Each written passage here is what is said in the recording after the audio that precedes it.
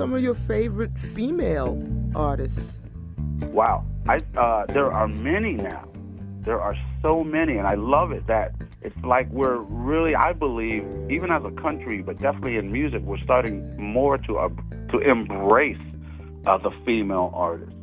And it's not like playing bass is just a male thing, especially or playing drums. So I just had two females at my camp. One was a name named Bridget Carney, Kearney. Bridget Carney. She plays bass with a great band my kids turned me on to. The band is called Lake Street Dive, and she's the bass player and a vocalist. Boy, she's so good. So she just really lit a fire under our students at our camp. But another one that totally blew me away, because I knew her as a kid, is a rising star. Her name is Candace Springs. Candace, Kandice or Dace. I think it's Kandace. Springs, like a body of water. When we got to Nashville, we met her dad. His name was Scat Springs, and he was like a Nashville staple, always singing and playing. And all of us brothers played with Scat. Sadly, he passed away in the last year or two. But Candace is taking the reins. Boy, she's so good. You should hear her records and her voice, and she plays piano, has a wonderful band. So those are two that I love. They may not be the most known, but there are many out there. Of course, there's Cindy Blackman Santana, who's now Santana's wife. She used to come to Virginia into our neighborhood and jam with my brother Roy and our other neighborhood drummer friend Billy Drummond, who's now a professor at NYU in New York and playing jazz gigs in New York City. They would get together and have these drum sheds. Of course, Esperanza Spalding.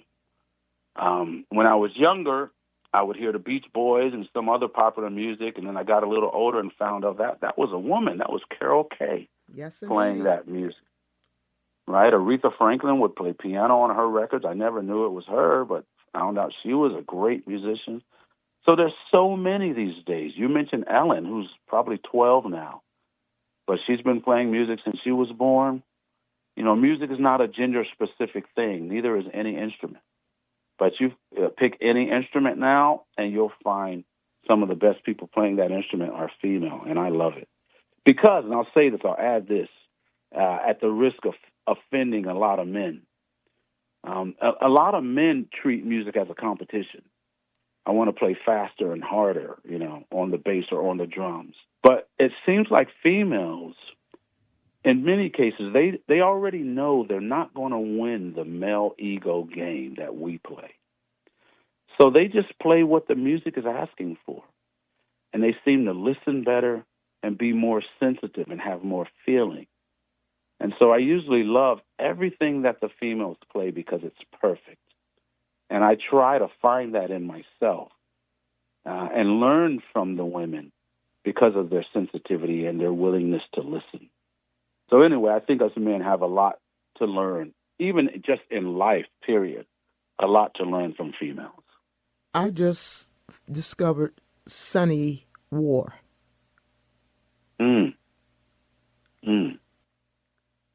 I have to look up that name. Oh, my goodness. Well, I compare her to Joan Armatrading, but she has more edge. But she has that same delivery, and she plays an acoustic guitar, and she's also a vocalist, but she is so good. I think of Joan Armatrading as like being the godmother to Tracy Chapman and now Sunny War. Yeah, check her out. Got it. I think you will love her. I will. You sing. You're a vocalist. Yeah, everybody sings, but some people sing better than others. And I'm not one of the best ones, but I don't let it stop me. Well, who are some of your favorite vocalists? Stevie Wonder, definitely one of them. Aretha Franklin was definitely one of them. There's a guy out of Ireland whose name is Paul Brady. Not very well known. He's more known as a songwriter, but he has a great voice just because it's totally original. My brothers, especially my brother Joseph, has a great voice. My daughter Kyla has a wonderful voice. But I was blown away recently by Candace Springs at our camp. Her voice was just unbelievably good. But I ended up liking a lot of the old school vocalists like James Brown, who are just raw and totally them, not trying to, win American Idol by doing so many tricks and stuff. Just singing raw. Willie Nelson, totally at the top of the list. Totally. So there are many. There's some good, new artists that are coming out with good voices. But Luther, I like the people who have what Luther had, where you don't have to do a whole lot of runs to prove that you're a good singer. You can sing the melody, and you'll know, ooh, this person can sing. I like a person who can show you how good the song is written, rather than how good I am a singer. Point the listener's ears to the song, to the melody, not to your tricks. So I grew up in that era where people were on the radio just because they were good, not because they did tricks. And here I am doing all these tricks on the bass saying that. But I like the people who can just really sing a melody and make you feel that. Adele, I love her. Adele's a great one. And Sade. A great one. Storytellers. Absolutely, Sade. She's a great example where she just sings it right. Yeah. So who are some of your favorite composers? I always go back to Stevie. As one of the favorites. Because Stevie composes in a way that when you sing his songs, you're better, whether you know it or not. I just called to say I love you. What a lyric. Out of all these things I could say, I just called to say I love you. Or Earth, Wind, and Fire, you're a shining star, no matter who you are. Or Sly Stone, everybody is a star. I love lyrics that make you better. As much as I love a song like Uptown Funk, I don't know if I'm better for singing that lyric. You know what I mean? I mean, what does it even mean? And I don't mean to sound negative. I don't mean that song is great, and I love it. But, James Brown, when it was unpopular, made it cool to sing Say It Loud, I'm Black and I'm Proud. I love those kind of artists who are singing things. Like, for example, a friend of mine pointed out to me, I just called to say I love you. A friend of mine pointed this out to me, and I never thought about it. This is how much of a genius Stevie Wonder is. He makes you better. You don't even know it. Stevie's like taking a vitamin. You take a vitamin, you don't focus on it all day. You don't meditate on it. You take that vitamin and you go about your day, and it does what it's supposed to do. A Stevie Wonder song is like that. A Donny Hathaway song is like that. You just listen to it and you're better, whether you think about it or not. Stevie Wonder's a genius, and he hides it. The song, I Just Called to Say I Love You, what that song is about, Stevie is naming all of these amazing things in life, but none of these amazing things can take the place of these three words I want to say to you. So old, so new, I just called to say I love you. But if you think about this now, think about this, Pixie. We've been hearing this song our whole life, but you haven't thought about this, because I hadn't either. The first lyric in that song is, no New Year's Day. Right? You remember that? Yes. Month of the year is that? It's New Year's. What month? January. January. It's right, January. The New Year's Day is January. Mm-hmm. But New Year's Day is January. Mm-hmm. Check it out. The second lyric is, no New Year's Day to celebrate, no chocolate-covered candy hearts to give away. When do we give chocolate? That's in February for Valentine's. February. So now we're in February. Then he says, no first of spring, no song to sing. What month is first of spring? March. No April rain, May flowers bloom, wedding bells in June. He just went every month of the year, half the year, and then he goes to the chorus.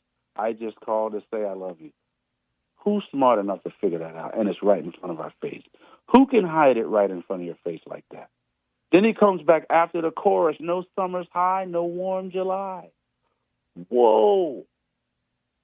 Genius. That's Stevie Wonder. That's a songwriter. Now, there's a lot of songs out there that are good, but ain't hardly any of them like that. That's so powerful. Gotta let that one sit for a while, don't you? Yeah, because 'cause I didn't think about that. You know, he was going through the whole months, and I was born in August, so I have to see what did he say about me. Yeah, yeah. You got to go through. He talks about the harvest moon, That's right? yeah. I think He harvest and moon he means he September. Yeah, yeah, yeah. You go through it, and you'll see what he says from June to July, in a warm July. Right, he'll go through August. He goes through September. I'm in September, and he goes through November. He ends up getting Thanksgiving. He said, for giving thanks to all the Christmas joys you bring. So he gets Thanksgiving and Christmas in the same line.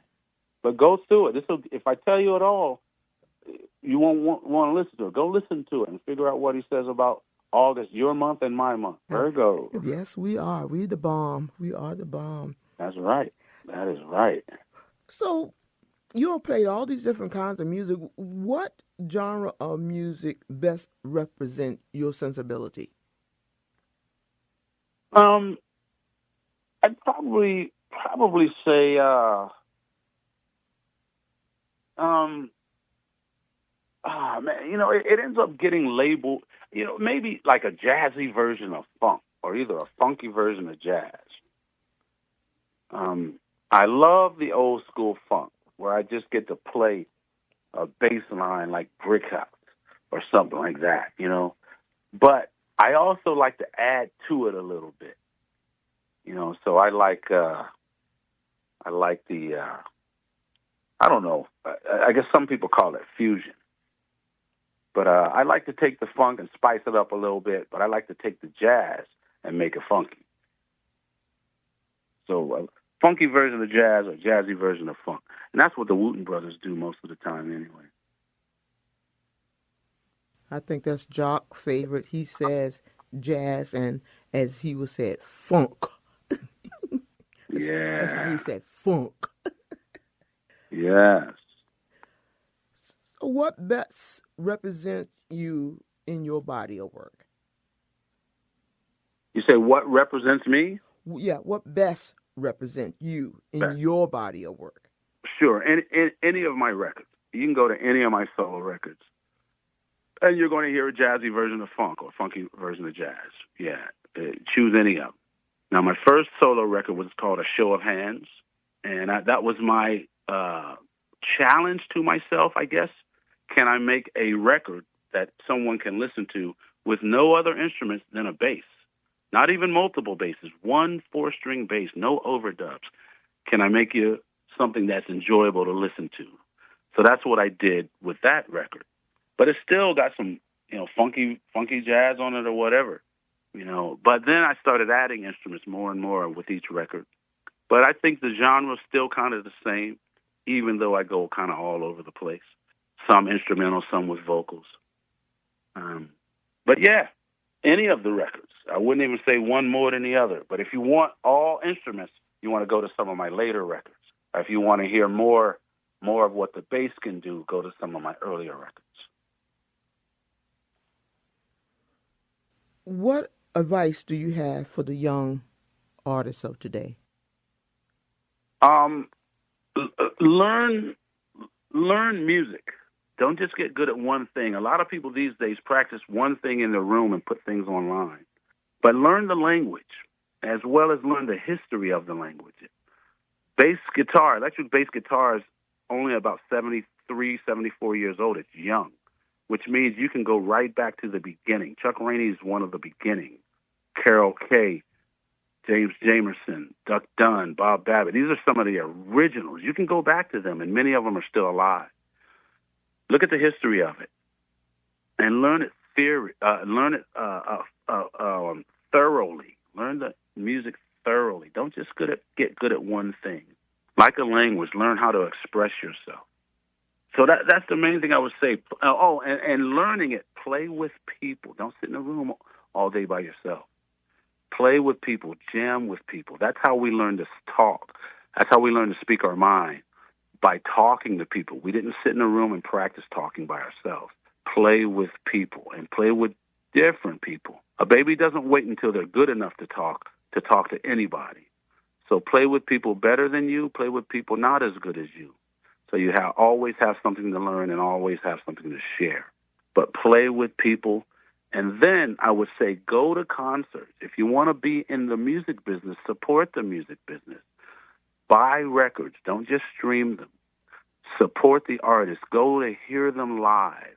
Go to hear them live more than once. Get off your couch and pay money to go hear people. And then try to meet the people. If you want to be a part of the music business, be a part of the music business. I know that you and your brothers were doing a tribute tour for your brother Rudy. Yeah, it's not really just a tribute tour, but we tribute him during the tour. We tribute him during the show because we know more than anything in life, Rudy wanted to be playing around the world with the brothers. And unfortunately, we lost him too early. So we make sure that we talk about him and tribute him so that the world knows about Rudy. But yeah, so we will continue to do that. We've got some more touring coming. We've got some more music coming. And we have some music that's coming where you're actually going to get a chance to hear Rudy. And we're all excited about that. That's where the technology comes in, right? Absolutely. Absolutely right. We found some old music that has Rudy on it, so we can pull Rudy's parts out of it. And we can, add our current selves with Rudy. And yeah, like you said, technology. Technology is a gift. It's only a curse when we use it in the wrong way. The jam session that I had that was at Jock's house was the very last one, 1995 or maybe 96. Okay. But anyway, as I said, all of you were there, and Rudy was there playing his sax. Absolutely, yeah. Did you see that? I saw what you posted. Yes. Oh, I'm so happy that you viewed it. I did. Yeah. That brought back some memories, boy. I'm hoping that Jock would, give me some more so I can just put it out there. Because as you said, there's so many unsung heroes, particularly from the Peninsula area. I was floored to know how many musicians come out of Newport News and Hampton and cross the water. I was shocked, and I was kind of... Absolutely. Many of the Dave Matthews Band, they were all from Northern Virginia, Charlottesville, including Dave. Yes, that I knew, but I used to live in Denby. Mm-hmm. It's just so many people that go through life, and they have all this wonderful, wonderful information, these hidden talents that if someone doesn't speak up for them because they don't think they're great until, someone points out to them, but you are. Right. Yeah, that should start with the parents. And we were lucky to have parents who really made us five boys understand that being great is not dependent upon other people. It's not dependent upon what other people say. It's dependent on what you say. And so we as kids strive to do good things, not because someone was going to know about it.